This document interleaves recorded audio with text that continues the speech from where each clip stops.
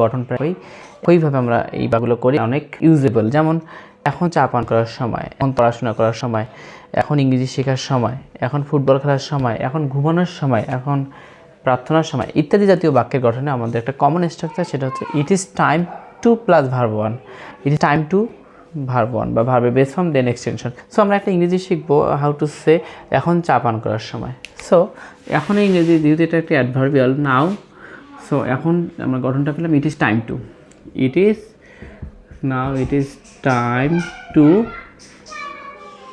It is time to take, it is time to take tea, অর্থাৎ চা পান করা ইংরেজি যেহেতু টেক বা টু, আমরা ইট ব্যবহার করতে পারবো না, বা এখানে ড্রিঙ্ক না ব্যবহার করে আমরা to take tea, taking tea, যেহেতু আমরা এখানে ইনফিনিটিভ বা টু প্লাস ভার্ব দেবো, it is time to take tea. একইভাবে এখন ফুটবল খেলার সময় it is time to play football. Then একইভাবে এখন ইংরেজিতে now it is time to play football, it is time to play football, play football. আবারও it is time to study, এখন পড়াশোনা করার সময়, এখন পড়াশোনার সময়, it is time to study.